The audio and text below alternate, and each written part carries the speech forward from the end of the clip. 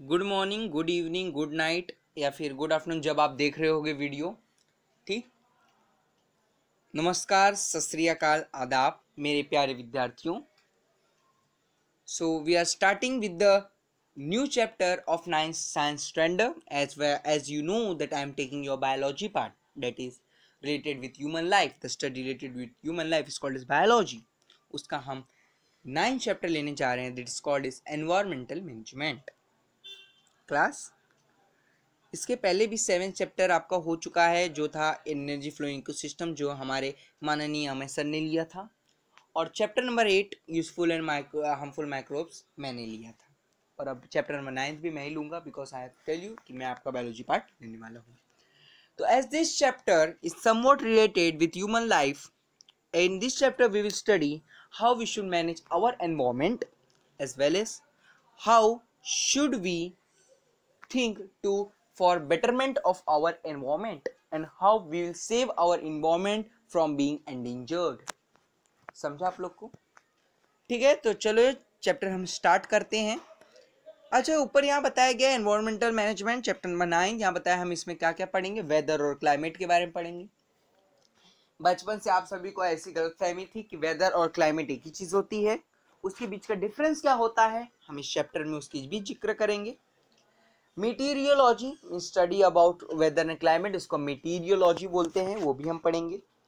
Solid waste and management भी हम पढ़ेंगे class. Solid waste and management मतलब जो हमारा कचरा निकलता है, कचरा ही बोलेंगे, फिर जो कूड़ा करकट हमारे घर से निकलता है उसको कैसे महानगर पालिका या फिर हमारे जो डिविजनल बॉडीज है उसको कैसे मेंटेन करते हैं, उसका भी एक ग्लिम्स इसमें दिखाया, वो भी हम पढ़ेंगे। और उन कचरे या कूड़े को हम कैसे अपने घर से ही रिड्यूस कर सकते हैं जैसे उन्हें कम काम करना पड़े, ये भी हम इसमें पढ़ेंगे। डिजास्टर मैनेजमेंट मतलब अगर कहीं कुछ डिजास्टर आया और आप वहाँ खड़े हो, आपके ऐसा नहीं कि आप खुद पड़े हुए हो और आप सोचो किसको बचाने का, आप स्वस्थ हो, आप तंदुरुस्त हो, डिजास्टर ने आप पे कोई असर नहीं किया है, तो आप डिजास्टर में जो लोग पीड़ित हैं, मतलब जो आप बोल सकते हो डिजास्टर मतलब आपदा, डिजास्टर मैनेजमेंट को हिंदी में बोलते हैं आपदा संचालन। तो आप कैसे उसको मतलब मैनेज करोगे, कैसे जो पेशेंट्स या फिर जो पीड़ित है उनको आप कैसे हैंडल करोगे, उसके बारे में भी हम पढ़ेंगे। एनवायरमेंट मैनेजमेंट अगर आपको हिंदी में जानना है, ज़्यादा नॉलेज जानना चाहते हो, तो एनवायरमेंटल मैनेजमेंट मतलब क्या होता है क्लास, पर्यावरण संचालन। डिजास्टर मैनेजमेंट आपदा संचालन। ठीक है, चलिए पढ़ते हैं। How does the atmosphere effect our daily life, can you recall, बताया है आपको तो इसका आंसर मालूम नहीं चाहिए। How does the atmosphere affect your daily life, कैसे एटमोस्फियर आपके डेली लाइफ को इफेक्ट करता है, कैसे करता है बताओ जरा। आपने सुना होगा कभी अगर क्लाइमेट हो जाए तो आपको वायरल फीवर हो जाता है, तो वैसे आपको ये इफेक्ट करता है, और वैसे सेकंड क्वेश्चन भी दिया है। तो ठीक है, चलिए स्टार्ट करते हैं with the chapter weather and climate. Atmospheric condition at a specific time at a particular place as are referred to as weather। Underline करो, हाईलाइट करो, जो कर सकते हो वो करो, क्योंकि ये एग्जाम का सबसे इम्पोर्टेंट पॉइंट है। क्या क्लास? एटमॉस्फेरिक कंडीशन, एटमॉस्फेरिक मतलब वातावरण, मतलब आपके आजू बाजू जो भी एटमॉस्फेयर है, जो भी एयर गैसेस हैं, जो भी एयर है, at a specific time at a particular place. समझ लो मुंबई में आज क्या है, मुंबई में आज गर्म हवाएं चल रही हैं, मुंबई में आज गर्म हवाएं चल रही हैं, are refer to as weather, मतलब आज मुंबई का वेदर हॉट एंड ह्यूमिड है। समझ में आया आप लोग को? पक्का? क्या होता है क्लास है वेदर का मतलब, जो एटमॉस्फेयर आपके अगल बगल है at a particular time at a particular place is called as weather. समझ में आया? पक्का?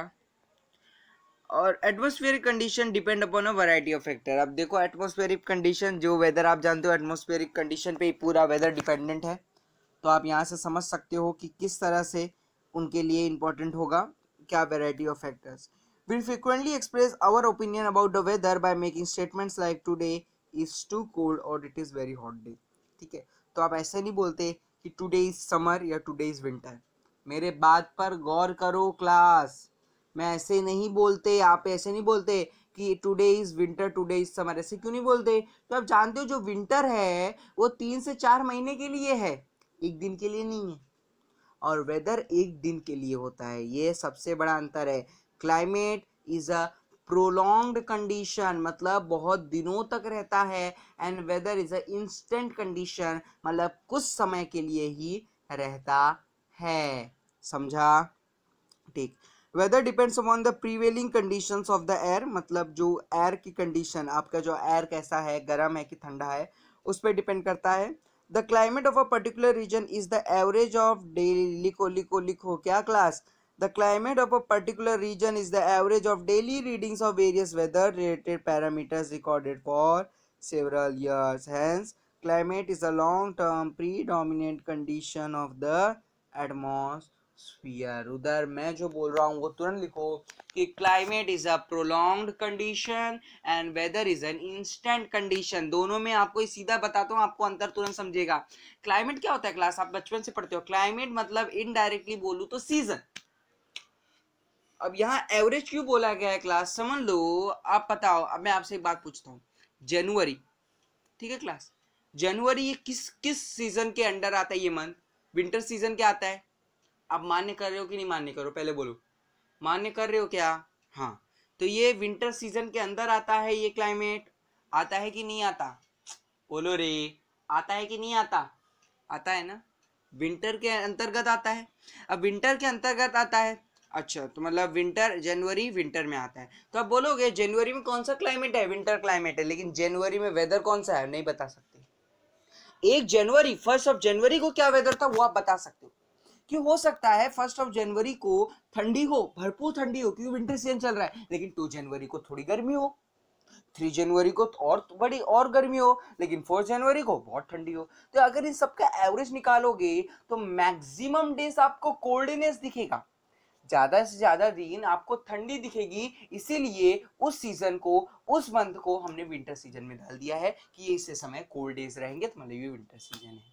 तो climate is for a prolonged condition and weather is for a instant condition. Weather 1 या 2 दिन, एक दिन के लिए होता है मैक्सिमम टू मैक्सिमम, और climate are for months maximum to maximum.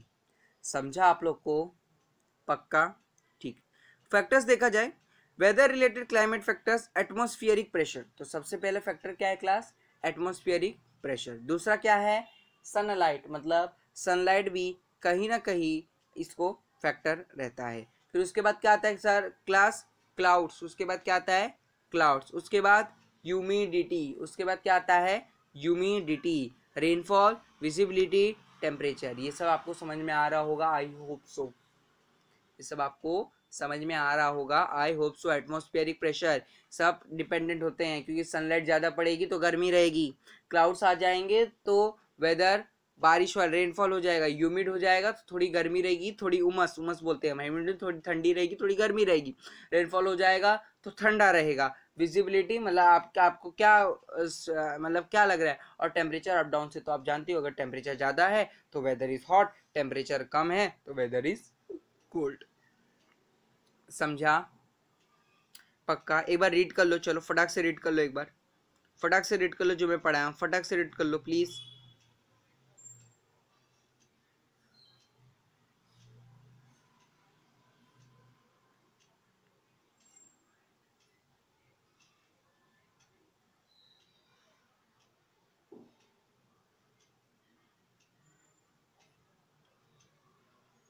हो गया रीड करके? चलिए आगे बढ़ते हैं। Changes in weather, climate does not change continuously, climate is that which remains constant in a region for a long duration. मैंने आपको पहले ही बताया, क्लाइमेट चेंज नहीं होता। क्लाइमेट चेंज होगा तो बहुत देर के बाद चेंज होगा। जनवरी तक क्या था? विंटर था। फरवरी में क्या आ जाएगा? मार्च आ जाएगा, समर आ जाएगा। फिर फरवरी से अप्रैल तक क्या चलेगा, या फिर मई तक क्या चलेगा? आपका समर सीजन चलेगा। फिर जून से सितंबर तक वापस रेनी सीजन आ जाएगा। फिर अक्टूबर से जनवरी विंटर सीजन आ जाएगा। समझ रहे हो? तो इसी को हम क्या बोलते हैं कि क्लाइमेट जल्दी चेंज नहीं होता, बहुत देर तक रहता है।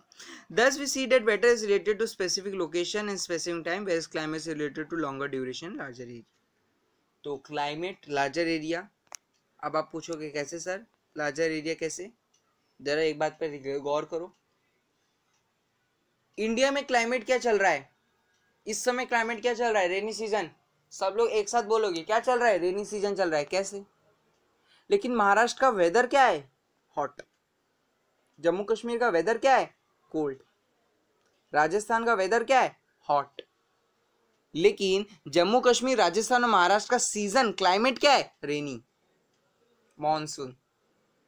समझा क्या? मतलब किसी एक पर्टिकुलर प्लेस के लिए, छोटी सी जगह के लिए, छोटे से टाइम के लिए वेदर होता है, बड़े जगह के लिए, बड़े टाइम के लिए क्लाइमेट होता है। यही दिमाग में तुम लोग के मगज में घुसना चाहिए ये चीज, बाकी तुम्हारी जिंदगी बहुत अच्छी हो जाएगी। ये सब दिमाग में घुसाते जाओ, पेपर लिखते जाओ, मार्क्स पाते जाओ, नसीब चमकाते जाओ। समझ रहे हो? चेंजेस इन द वेदर में ऑकर फॉर शॉर्ट पीरियड्स और time, whereas changes in climate take place slowly over a much long duration। तो मतलब आप समझ रहे हो, धीरे धीरे क्लाइमेट चेंज होता है, लेकिन वेदर फटक से चेंज होता है। आज गर्मी कल ठंडी, लेकिन क्लाइमेट ऐसे नहीं रहता कि 31 जनवरी को ठंडी था, 1 फेब को एकदम आग निकलने लगेगी, एकदम गर्मी लगने लगेगी। ऐसा नहीं होता ना क्लास, टाइम लगता है। 15 दिन पहले से गर्मी शुरू हो जाती है, तो 15 दिन पहले से बारिश आना शुरू हो जाता है। तो ऐसे ही कुछ धीरे धीरे क्लाइमेट चेंज होता है। ये दोनों में डिफरेंस दिखाया है क्लास, लिख लो, 5 पॉइंट मार्क करते जाओ क्या क्या डिफरेंस होता है। ठीक। Climate plays a very important role in our day to day life. Obviously yes. क्यों? चलो देखते हैं। It influences our basic needs like food, clothing, shelter as well as our occupation. बहुत अच्छी बात बताई है क्लास। क्लाइमेट की वजह से आप प्लान कर पाते हो कि आपका आने वाले फ्यूचर में आपको क्या सावधानियां बरती है। फॉर एग्जाम्पल, आप जो भी स्कूल के बच्चे होंगे, आपको बोल दिया जाता है कि जून टू सितंबर सारे बच्चों को रेनकोट कैरी करना है, क्योंकि सबको मालूम है रेनी सीजन सितंबर तक रहेगा। ये क्लाइमेट हमें बताता है और हमें सितंबर तक रेनकोट कैरी करने के लिए कहा जाता है। जनवरी में किसी को रेनकोट कैरी करने के लिए नहीं कहा जाता, क्योंकि सब जानते हैं कि जनवरी में बारिश नहीं होगी। समझा मैं क्या बोलना चाहता हूँ? कि कहीं ना कहीं क्लाइमेट आपके जीवन में एक इम्पॉर्टेंट रोल प्ले करता है, क्योंकि आपको आप क्लाइमेट के देख के चलना पड़ता है। जब गर्मी रहती है तो गर्मी में लोग छाता लेके निकलते हैं, ठंडी में कोई छाता लेके नहीं निकलता बाहर। समझ रहे हो? गर्मी में कोई स्वेटर पहन के नहीं निकलता, लेकिन ठंडी में इंसान स्वेटर पहन के निकलता है। मतलब humans manage themselves with the changes in the climate. जैसे जैसे क्लाइमेट चेंज होगा, ह्यूमन अपने आप को मैनेज करेंगे। इसीलिए climate plays a very major role in humans life, क्योंकि ह्यूमन को क्लाइमेट के हिसाब से चलना पड़ता है। ऑक्यूपेशन कैसे आप बोलोगे सर? ऑक्यूपेशन कैसे? Occupation for mainly farmer class. Farmer को मालूम है कि जून में बारिश होने वाली है, तो फरवरी में जो इंपॉर्टेंट सीड्स है उसको बो देता है, जैसे जब बारिश आए तो खेत में फसल उगे। समझ रहे हो? ऐसे ऑक्यूपेशन मैटर करता है। Climate is specially important for an agrarian country like India. Agrarian मतलब लिख दो, agriculture is the major occupation of country India. Agrarian मतलब जहाँ जिस देश का मेजर ऑक्यूपेशन एग्रीकल्चर हो, उसे हम एग्रेरियन कंट्री बोलते हैं। तो मैंने अभी आपको बताया कैसे फार्मर क्लाइमेट डिपेंडेंट रहता है अपने फसल को लेके, क्योंकि कुछ कुछ वेजिटेबल्स, कुछ कुछ सेरल्स, कुछ कुछ पल्सेस बारिश में नहीं उगती। अगर बारिश वहाँ हो गई तो वो सड़ जाती हैं, लेकिन कुछ कुछ चीज़ें बारिश में ही उगती है, अगर बारिश नहीं हुई तो वो सूख जाते हैं। मतलब कहीं ना कहीं तो इसीलिए सब मैनेजमेंट करना पड़ता है, और वो फार्मर्स बेहतरीन करते हैं, क्योंकि जिसका काम उसी को साजे और करे तो डंका बाजे। ठीक। Various climatic factors like direction and speed of wind, temperature, direction speed of wind, वो देखो कार्टून वगैरह ना, वो कॉक रहता है, वो कॉक घूमता है तो आपको पता चलता है direction. Temperature, atmospheric pressure etcetera considered during construction of runways, sea ports, huge bridges and skyscrapers. तो ये सब की कंस्ट्रक्शन जब होता है तो भी इन चीज़ों को मैटर किया जाता है। ऑब्वियसली मैटर किया जाएगा। समझ लो, बारिश हो गई तो आपका कंस्ट्रक्शन जो आधा हुआ था वो पूरा खराब हो जाएगा। समझो? तो ये सब चीज को देख के आप अपना काम स्टार्ट करते हो। अभी हाल ही में आपने अगर न्यूज देखा होगा तो बिहार में एक पुल बनाया गया, वो पुल ही पूरा बाढ़ में बह गया। समझ लो? तो इसीलिए सब कंडीशंस वगैरह देख के ये सब चीज का कंस्ट्रक्शन का सोचा जाता है। तो आपको क्लाइमेट और वेदर में फर्क समझ में आया होगा। मैंने इतना बोला, उसका कुछ तो आपके दिमाग पे असर पड़ा होगा। आपने एक एक लाइन में बोलूँ तो क्लाइमेट बहुत ही ज़्यादा टाइम के लिए होता है, वेदर बहुत ही छोटे टाइम के लिए होता है। तो चलिए आगे बढ़ते हैं। Think and discuss. Human progress is related to conducive climate and geography. मैंने आपको अभी बताया अगर बारिश हुई तो अगर समझ लो किसान ने ऐसे फसल बोई है जिसको पानी की ज़रूरत नहीं है और बारिश हो गई तो पूरा फसल खराब हो जाए, तो उसका प्रोग्रेस वहीं के वहीं रुक गया। समझ रहे हो? Human beings have designed a time schedule for their lives based upon centuries of climatic experience. ये भी राइट है। सब ह्यूमन डिजाइन ने डिसाइड किया है। आपके स्कूल में आपको पता है आपको रेनकोट कब लेके जाना है, स्वेटर कब पहन के जाना है, ठीक। Scientist find it necessary to study climate in views of its effect on agricultural production. मैंने आपको ये बताया है। चलो, special day 23 March is observed as a world meteorological day. अभी तक हमने मीटियोरोलॉजी के बारे में नहीं पढ़ा है, इसलिए आप इसका अर्थ नहीं समझ पा रहे हो। क्लास मीटियोरोलॉजिकल वो डिपार्टमेंट है जो हमारे वेदर या क्लाइमेट को जज करता है। जैसे ओकी साइक्लोन आया, अभी कुछ दिन पहले ही महाराष्ट्र में साइक्लोन आया था, वो हमें पहले ही पता कर जाए। क्यों? इसी मीटियोरोलॉजिकल डिपार्टमेंट के कारण। समझ रहे हो? ये हमें पहले ही बता देते हैं कि आने वाले समय में कि हमारे इंडिया का इस जगह पे, ये समय पे, इस टाइम पे, ये इंस्टेंट पे क्लाइमेट या वेदर क्या होगा। तो ठीक है, तो ये इसीलिए 23 मार्च को हम वर्ल्ड मीटियोरोलॉजिकल डे मनाते हैं और इसे आपको अपने मगज में डाल के रखना है। Importance of weather in the living world. अच्छा, देखते हैं क्या वेदर होता है। इंपॉर्टेंस, अभी तक हमने इंपॉर्टेंस ऑफ क्लाइमेट देखा, अब इंपॉर्टेंस ऑफ वेदर भी देखते हैं। Daily weather as well as long term climatic condition influence human lifestyle directly और इनडायरेक्टली। हमने देखा है प्रत्यय और अप्रत्यय रूप से आपका जो मौसम है और वेदर, ये दोनों हमें इफेक्ट करता है। Land, water bodies, plants and animals collectively form the natural environment on the earth. This environment is responsible for the development of organisms. यहाँ ये क्या बताया कि ये सब चीजें मिलकर हमारे अर्थ का एनवायरनमेंट बनाती हैं, and all this things are required for the betterment of the earth as well as development of organism. ये सब चीजें रहेंगे तो ही ऑर्गेनिज्म डेवलप होगा, स्पीशीज बढ़ेंगी, रिप्रोडक्शन होगा और स्पीशीज टिकेंगी। The climate of a particular region helps to determine the diet, clothing, housing, occupation and lifestyle of people that region. For example, the characteristic lifestyle of Kashmiri and Rajasthani people. Good example, आपको example भी दे दिया गया। Climatic conditions, यहाँ climate क्या बनता है, climate कैसे बनता है। अब देखो, राजस्थान में पानी की कमी है, मुंबई में पानी की कमी नहीं है, ठीक। राजस्थान के लोग का खाना अलग होगा, कश्मीर के लोग का खाना अलग होगा। राजस्थान में एप्पल नहीं होता, राजस्थान में एलोवेरा, कैक्टस, ये सब चीज़ें बहुत ज़्यादा होती हैं। और कश्मीर में कैक्टस एलोवेरा नहीं होता, कश्मीर में एप्पल ज़्यादा होता है। तो वहाँ के लोग एप्पल ज़्यादा खा पाते हैं और राजस्थान के लोग एलोवेरा का यूज़ ज़्यादा कर पाते हैं।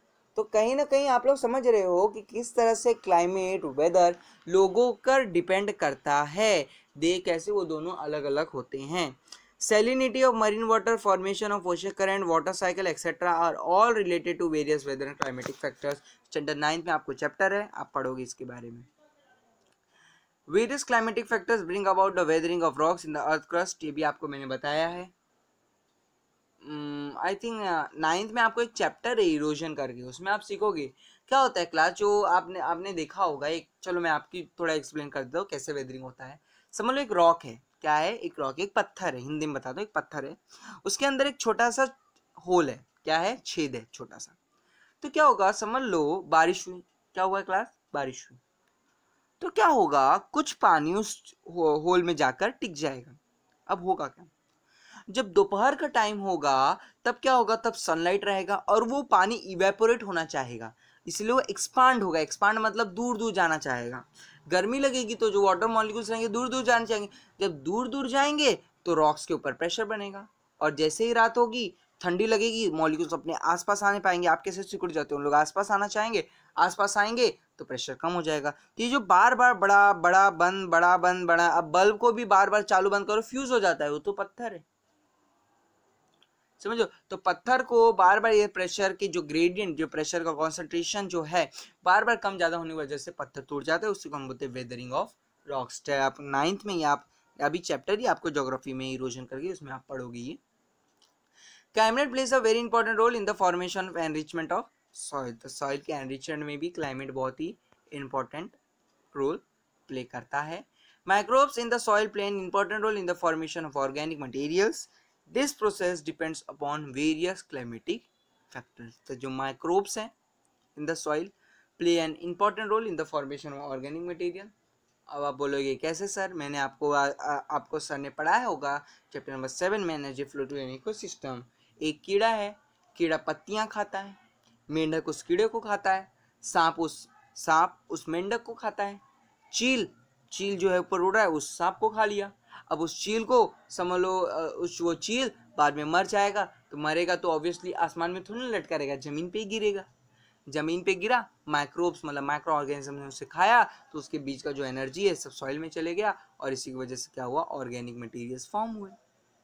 जो हमारे बॉडी किससे बनी है क्लास, ऑर्गेनिक इनऑर्गेनिक दोनों मिक्स करके मिली है ना। हमारे बॉडी में ऑर्गेनिक मटेरियल होंगे कि नहीं होंगे, मरेंगे तो जमीन पे जब जाएगा तो ऑर्गेनिक मटेरियल जमीन पे गिरेंगे ना कि हवा में उड़ जाएंगे। And this process depend on various climatic factor. अब आप बोलो कैसे सर, अगर बारिश हो गई तो सारा ऑर्गेनिक मटेरियल बह जाएगा, तो जो ऑर्गेनिक मटेरियल जिससे वो सॉइल में जाने वाला था अब वो गटर या समुद्र में चले जाएगा। समझे आप लोग। So this it is very clear that the study of meteorology मतलब study of meteorology is very important for the viewpoint of human life. तो ये जो मेटीरियोलॉजी की स्टडी है ये बहुत जरूरी है, क्योंकि जस्ट इमेजिन अगर हमें ओकी साइक्लोन के बारे में नहीं पता चलता जो 1 या 2 साल पहले आया था, अगर जस्ट इमेजिन उसके बारे में हमें नहीं पता चलता तो सारे मछुआरे नदी किनारे जाते, लोग घूमने भी जाते, ओके साइक्लोन आता, बहुत लोग मर जाते, और हमें पता चल गया तो हम घर से बाहर नहीं निकले और सबको रेस्क्यू कर लिया गया। समझो, तो यही डिफरेंस होता है मेटीरियोलॉजी का, ऐसे हमारे को हम सबको हेल्प करता है। While ascertaining the climate of particular region, a review of earlier studies of various aspects of climate is very important. ठीक है, तो अगर आज आप क्लाइमेट के बारे में पर्टिकुलर कोई एक जगह है उसके बारे में आप क्लाइमेटिक कंडीशन जानना चाहते हो, तो उसके आपके बैक में उसके हिस्ट्री में भी देखना पड़ेगा कि पहले यहाँ कौन सा क्लाइमेट रहता था। Most countries in the world have established meteorological department for making and recording such observation. तो कई सारे कंट्रियों ने मेटेरोलॉजी डिपार्टमेंट ही बना दिए, जैसे हमारा किन्नेस डिपार्टमेंट है, हमारा ट्रैफिक डिपार्टमेंट है, हमारा रेलवे डिपार्टमेंट है, हमारा कैश डिपार्टमेंट है, ऐसे कई डिपार्टमेंट है हमारे कंट्री के। वैसे एक मेटेरोलॉजिकल डिपार्टमेंट हमारे कंट्री का भी है, और वर्ल्ड में ढेर सारे कंट्रियों ने अपना अपना मेटेरोलॉजिकल डिपार्टमेंट बनाया है। These departments have observatories which are equipped with modern instrument and technology. तो जो modern instrument and technology है, जो ज़्यादा हेल्प कर सकता है आपको क्लाइमेट के बारे में जज करने के लिए, वो सब वहाँ रखे गए हैं, जैसे आप उसका यूज़ करके जज कर सको कि वो कितने यूजफुल हैं आपको। If present climatic condition are analyzed मतलब जज किया गया with reference to the past climatic condition, we can predict climatic changes of the future. तो कितना सुंदर संगम है, अंडरलाइन करो ये पूरे लाइन को, क्लास अंडरलाइन करो फटाक से। मैंने आपको पहले ही बोला है जब आप लेक्चर ले रहे हो आपको टेक्स्ट बुक खोल के रखना है, जो मैं बोल रहा हूँ लिखना है, तो अभी अंडरलाइन करने को बोला तो अंडरलाइन करो। यहाँ आपको पास्ट प्रेजेंट फ्यूचर तीनों का इंटर रिलेशन होता है। क्या कि आपको अगर प्रेजेंट में किसी रीजन का क्लाइमेट ढूंढना है या फिर प्रिटेंड करना है, अब प्रेडिक्ट करना है, तो आपको उसका पास्ट देखना पड़ेगा। अगर आपको प्रेजेंट देखना है तो आप उसको पहले उसका पास्ट देखना पड़ेगा, और पास्ट और प्रेजेंट के दोनों का सिनॉप्सिस लेके दोनों को मिला जुला कर जो एक निचोड़ आएगा, या फिर बोलते हो आप जो एक रिजल्ट आएगा, वो क्या होगा क्लास, वो होगा आपका फ्यूचर का क्लाइमेट। तो कहीं ना कहीं फ्यूचर के क्लाइमेट को प्रिटेंड, प्रेडिक्ट या बताने के लिए आपको पास्ट क्लाइमेट का भी हेल्प लेना पड़ता है, और ये पास्ट क्लाइमेट का जो इंफॉर्मेशन है ये मेटीरियोलॉजी डिपार्टमेंट में स्टोर किया जाता है। समझा आप लोग को पक्का। However, as climate is the net result of a complex mixture of various atmospheric factors, forecasting it is a very complicated and difficult. समझो, तो अब क्या होता है, ये जो क्लाइमेट होता है ना क्लास, ये बहुत सारी चीज़ों को मिलकर बनाया रहता है। आप जानते हो फैक्टर्स कितने अफेक्ट करते हैं। पता चला आपने प्रिंट किया लेकिन सनलाइट निकल जाए, तो कि ढेर सारे जो एटमॉस्फेरिक फीचर्स रहते हैं वो कहीं ना कहीं इसको डिफिकल्ट बना देते हैं किसी रीजन के क्लाइमेट को प्रिटेंड करने के लिए। लेकिन फिर भी फोरकास्टिंग इज, इसलिए पता है फोरकास्टिंग इज डिफिकल्ट। फोरकास्टिंग मतलब प्ले करना। Forecasting is easy for places where climatic changes are slow and of a limited nature. तो ये भी बताया गया कि आपको अगर प्रेडिक्ट करना है, आपको ऐसी जगह मिल गई जहाँ क्लाइमेट धीरे धीरे चेंज होता है और लगभग कई सारे टाइम के लिए सेम रहता है और लिमिटेड नेचर का रहता है, मतलब लिमिटेड इतना ही रहेगा, तो वहाँ पर आपको प्रेडिक्ट करना आसान हो जाता है, वहाँ आप प्रेडिक्ट आसानी से कर सकते हैं।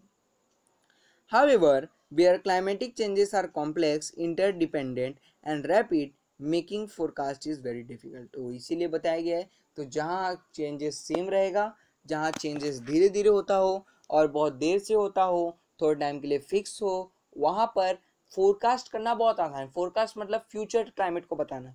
लेकिन जहाँ हमेशा लगभग मतलब क्लाइमेट तो देर से ही चेंज होता है लेकिन फटाफट चेंज होता है, ठीक है, तो वहाँ जज करना पाना थोड़ा मुश्किल होता है। ऐसा नहीं कि नहीं जज कर पाते हैं, लेकिन थोड़ा मुश्किल होता है। तो क्लास यहाँ हमारा ये चैप्टर का जो मोटिव था मैंने आपको बताया। ये चैप्टर के देखो आप ऊपर देख रहे हो 4 सब डिपार्टमेंट है, weather and climate, meteorology, solid waste management, disaster management. तो इन चारों का मैं 4 सेपरेट लेक्चर्स लूंगा, जिसमें पहला लेक्चर था हमारा वेदर एंड क्लाइमेट जो यहाँ पर खत्म होता है। इसके बाद meteorology we will discuss it in the next lecture. अच्छा, एक बात और मैं बताना चाहता हूँ कि आप लोग को इसको हमेशा रिवाइज करना है, क्योंकि कभी भी किसी भी टाइम आपका इसका टेस्ट हो सकता है। और माय गॉड, अगर टेस्ट में आपको कम मार्क्स आए then you and me will be in front.